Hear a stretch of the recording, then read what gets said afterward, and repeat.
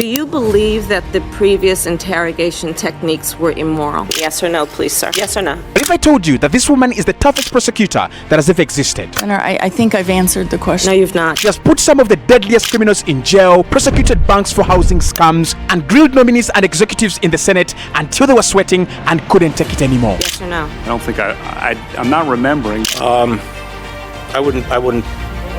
But make no mistake, this is not your usual hero story. Her career is filled with controversy, lies, scandals, and betrayal. At one time, she even arrested and prosecuted parents when their children missed school.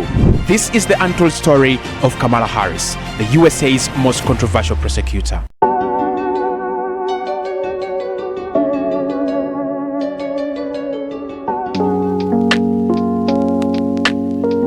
Kamala Harris was born on 20th October 1964 in Oakland, California. Her father, Donald Harris, had immigrated from Jamaica to the US to pursue a PhD in economics in 1961. Her mother was Shamala Gopalan Harris. She had also immigrated to the US from India for the same reason as Donald, to pursue education and better opportunities in 1958. Donald and Shamala met at the University of California, where they were both pursuing their PhDs. The couple would later give birth to two beautiful daughters, Kamala and Maya. The girls enjoyed just a brief period, with both of their parents living together before they separated in 1972. My early memories of our parents together are very joyful ones. A home filled with laughter and music. Kamala's life is greatly influenced by her mother Shamala, who the girls moved in with after her divorce with Donald in 1972. However, the one lesson she kept from her father was to always be fearless. My father would say, as he smiled, "Run, Kamala, run, don't be afraid, don't let anything stop you." That lesson would go on to shape Kamala's fearless character and never-say-die attitude, which later make her a fierce prosecutor and vice president of the US. As kids, Kamala and her sister grew up in predominantly black neighborhoods, first in Berkeley until 1966, and then they moved a couple of times, settling around Illinois and Wisconsin before their parents divorced. It is around these communities that she would get her early conception of crime and injustice. At the age of 12, her mother Shamala accepts a research and teaching position at McGill University. She moves with her two daughters to Montreal, Quebec in Canada, leaving California behind. But Kamala would later return to California and become a big part of their legal and justice structure in the years to come. Kamala's childhood is quite tough. She has to be bused to school every day as a young girl as part of the early desegregation efforts in schools in Berkeley. There was a little girl in California who was part of the second class to integrate her public schools, and she was bused to school every day.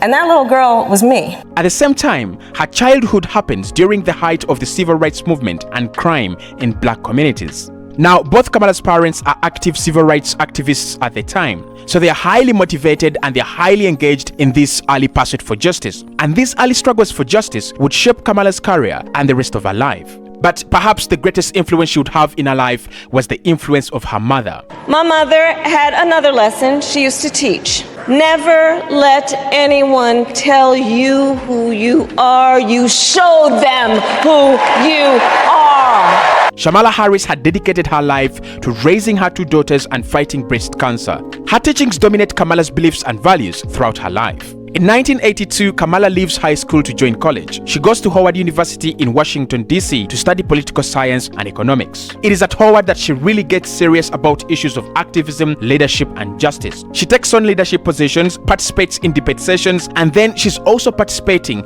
in student protests at campus as an activist for reform. Now, here is where we begin to see her first conflicting loyalties at an infant stage. She wants to be this activist, stand up against those in power to protect the lower classes, but at the same time, she's interning inside the old government institutions. As a student at Howard, she interns for the Federal Trade Commission, she works for a US senator, the National Archives, and then as a tour guide at the US Bureau of Engraving and Printing. From Howard, she goes back to California in the mid-80s to study for her degree in law. She enrolls at the University of California, Hastings, where she later graduates as a lawyer. Her time at the University of California allows her to pick several internship positions, but the most important of them all would be her internship at the office of the district attorney in Alameda. You see, here, right here, is where everything begins. Everything she would go on to achieve in her career begins with this internship at the district attorney's office in Alameda.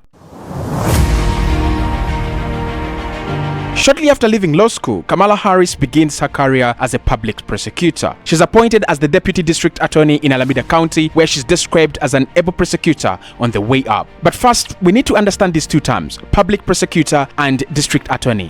What do they actually do? A public prosecutor is a public official charged with the investigation and prosecution of punishable acts on behalf of the state or an international commission. So to put it simply, they are lawyers that represent the government. A district attorney, usually shortened to just DA, is a prosecutor for the state in a particular district in the US. So Kamala Harris had become the deputy prosecutor for the state in Alameda, and from here, there was no looking back. Her career would rise and rise beyond what she had imagined.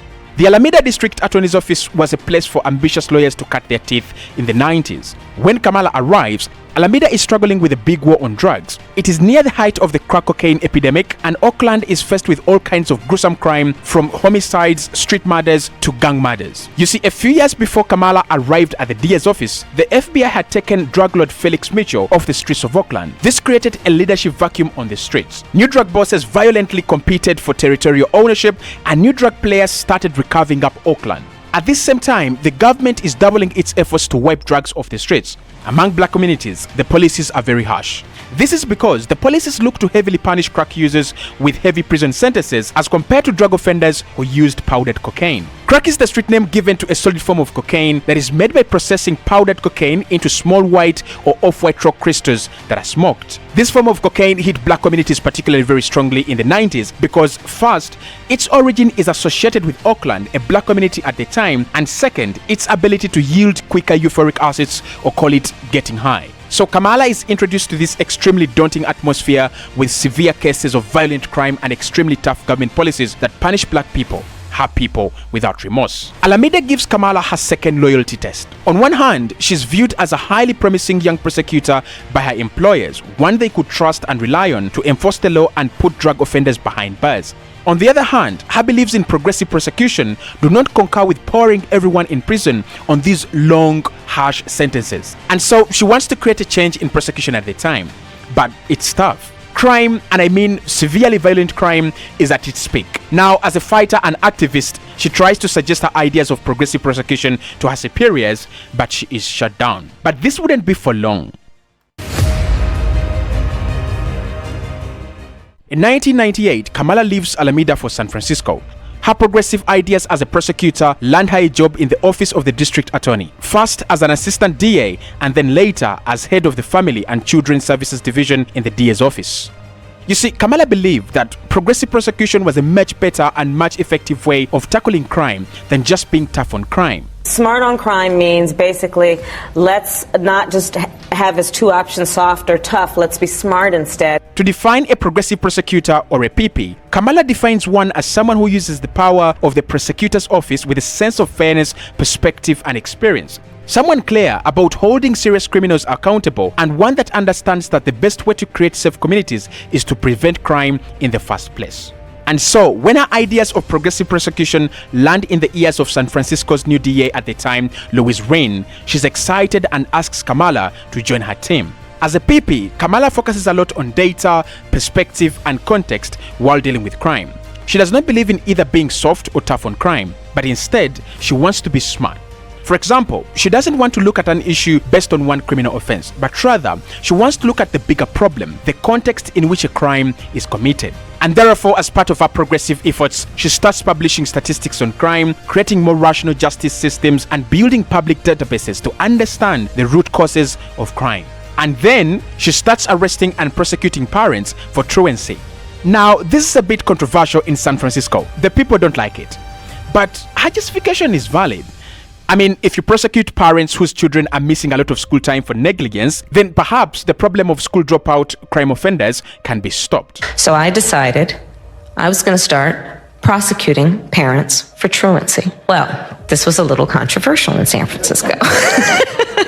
As a PP, Kamala fights a lot of policies that she thinks are irrational, harsh, and too pragmatic. She fights for the licensing of gay marriages. She prosecutes a predatory for-profit university and wins. She creates a back-on-track program that allows first-time drug offenders to avoid jail time by either getting a job or finishing school. She fights against banks in the 2008 housing crisis and wins. And so her efforts as a PP are largely successful and appreciated, especially among black communities.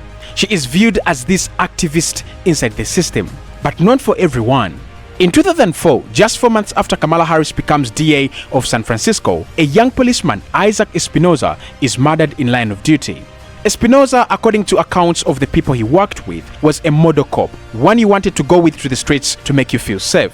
On the 10th of April, on the night before Easter, Espinoza and his partner, Gary Dillons, are on patrol when they see a young man carrying an assault weapon. Espinoza moves out of the car, he introduces himself as a police officer, but the young man quickly fires 12 rounds from his AK-47 that kill the young cop. A few days later, a suspect is arrested, and everyone, including the media and police officers, calls for the death penalty. There was just one problem. Kamala had made it clear that she was against the death penalty during her campaign for the position as DA. And so she stands her ground. Alone against the world, she spares the life of 21-year-old David Hale while everyone called for his head. This decision would cause Kamala a lot of trouble with the media, fellow workers in the Department of Justice, and the people of San Francisco. However, what caused more trouble for Kamala was her inconsistent and ever-changing position on different policies. As a progressive prosecutor, Kamala is against tough prosecution and irrational policies, but every now and then she finds herself contradicting herself. On many occasions, she is forced to reject her own ideas as a PP to deliver justice as a tough prosecutor. For example, after rejecting the death penalty to Espinoza's killer, 4 years later, as she campaigns for Attorney General of California, Kamala promises to enforce the death penalty as the law dictates. I will follow the law as we've been doing. Wait a minute. This was the same lady who went against the world on her own to remove the death penalty in San Francisco just a few years ago. And now she was okay with it? Kamala would go on to even defend the death penalty successfully in court, arguing that she was obligated to hold and fulfill the law. But this was just the beginning. Kamala would become a completely different person when she joined politics in 2016. In 2016, Kamala wins the election to the Senate. This is where her political career begins to blossom. But most importantly, this would be the first step to demolishing her reputation, a reputation she had built with sweat and blood. In the Senate, Kamala's prosecution style of questioning makes her popular. Judge, have you ever discussed Special Counsel Mueller or his investigation with anyone? Well, it's in the news every day. Have you discussed it with anyone? She grills Trump's cabinet members and nominees over various issues and policies, especially about the abortion rights of women. Can you think of any laws that give government the power to make decisions about the male body? I'm happy to answer a more specific question, but Male versus female. In 2019, she announces her presidential nomination campaign inside DP. I'm running to be president of the people, by the people, and for all people. But she pulls out for unclear reasons. Some say campaign funds had dried up, and other sources point to her lack of support. Whatever the reason was, her nomination attempts give her a chance to join Joe Biden, who had won the party primary. And so Biden makes her his running mate in the 2020 presidential race, making her the first African American and Asian American woman to occupy the role.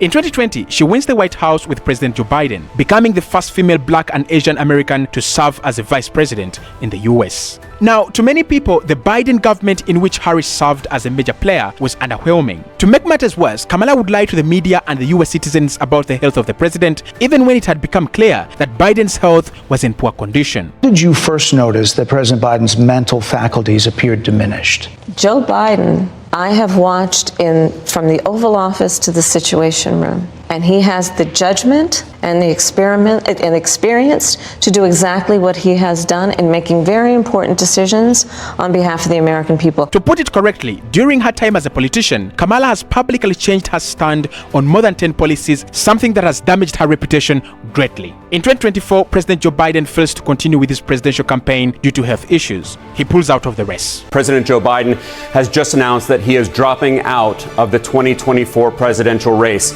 But then, Stand before you today to proudly announce I am now officially the Democratic nominee for President of the United States. however, Kamala loses the 2024 presidential election to Donald Trump. The Republicans called Kamala a flip-flop during her presidential campaign, and they were not wrong. She failed to have a firm stand on policies like banning guns in the US, banning fuel cars, banning fracking, and many others. For context, here is a list of issues that Kamala failed to give a proper stand on. In some cases, she lied, and in others, she entirely changed her position to the opposite side of her initial stand. In 2019, while serving as senator, Kamala co-sponsored the Zero Emission Act that would ban all gas cars by 2040. However, during her presidential campaign, she tells the people of Michigan that she wouldn't tell them which car to drive. And Michigan, let us be clear, contrary to what my opponent is suggesting, I will never tell you what kind of car you have to drive. Apart from that, in 2024, during her presidential debate with Donald Trump, Kamala promises that she has no plans of taking anybody's guns away. And then this business about taking everyone's guns away. Tim Walz and I are both gun owners. We're not taking anybody's guns away, so stop with the continuous lying about this stuff. However, in the same week, she also says that Congress must take action to enforce the banning of assault weapons, or she would use executive power if she was elected president. Upon being elected, I will give the United States Congress 100 days to get their act together and have the courage to pass reasonable gun safety laws. And if they fail to do it, then I will take executive action. Other issues would include lying to the American people that no active member of the US military was out there in any war zone around the world. This is quickly debunked by soldiers in war zones posting videos of themselves and asking Kamala where they were. And as of today, there is not one member of the United States military who is in active duty in a combat zone in any war zone around the world. The first time this century. But let's understand. So where the are we right now? She flip-flopped on fracking, immigration policies, the death penalty, and many others. To be fair, Kamala Harris had set out to be an ambitious prosecutor, a fighter for justice, but later she would learn that both worlds of activism and law enforcement cannot mix harmoniously.